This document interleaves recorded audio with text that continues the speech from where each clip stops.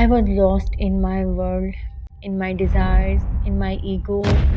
میں اپنی دنیا میں ہی مگن تھی. مجھے شاید اپنی جاہلیت کے دور میں شاید مجھے کچھ پتہ ہی نہیں تھا کہ اس کے علاوہ بھی کوئی دنیا ہے.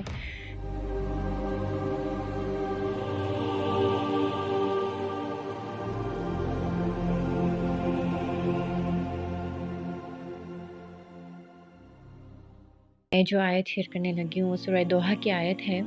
اور تمہیں ناواقف راہ پایا اور پھر ہدایت بخشی. جب بھی میں آیت پڑھتی ہوں He found you lost and guided you, تو مجھے ہمیشہ اپنا پاسٹ یاد آتا ہے. اور مجھے یہ آیت پڑھ کے سن کے ہمیشہ یہ لگتا ہے کہ واقعی مجھے بھی اللہ نے ہدایت بخشی ہے.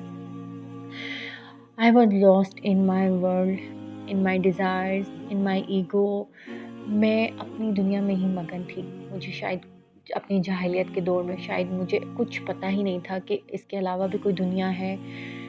جب میں حجاب نہیں کرتی تھی، بہت سے ایسے گناہ تھے میں جن میں انوالو تھی، اخلاق اچھے نہیں تھے، بہت کچھ ایسا تھا لائف میں کہ جو ابھی بھی میں جب وہ سب سوچتی ہوں، میں اپنے پاسٹ کے بارے میں سوچتی ہوں تو الحمدللہ اللہ نے ہدایت دی ہے. اور ہدایت بھی اللہ اسی کو دیتے ہیں جو ہدایت کا طلبگار ہوتا ہے. اور سورہ دوحہ کی ہر آیت ہی بہت اچھی ہے.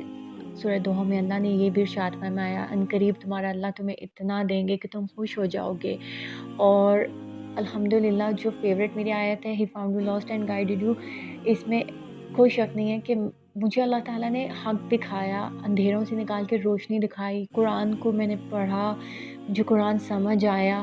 مجھے لگتا تھا کہ ٹھیک ہے عربی میں پڑھ لیتے ہیں، ہم تلاوت کر لیتے ہیں، بس کافی ہوتا ہے. لیکن نہیں، جب قرآن کو پڑھا، ایک آیت پڑھی تو سمجھ آئی کہ واقعی یہ تو اللہ تعالیٰ ہمیں ارشاد فرما رہے ہیں کہ دیکھو ایسے نہیں کرو، دیکھو ویسے نہیں کرو، دیکھو اس طرح چلنا، یہ کرو گے تو تمہیں جنت ملے گی، یہ کرو گے جہنم ملے گی، پہلے جیسی قوموں کی طرح مت ہو جانا.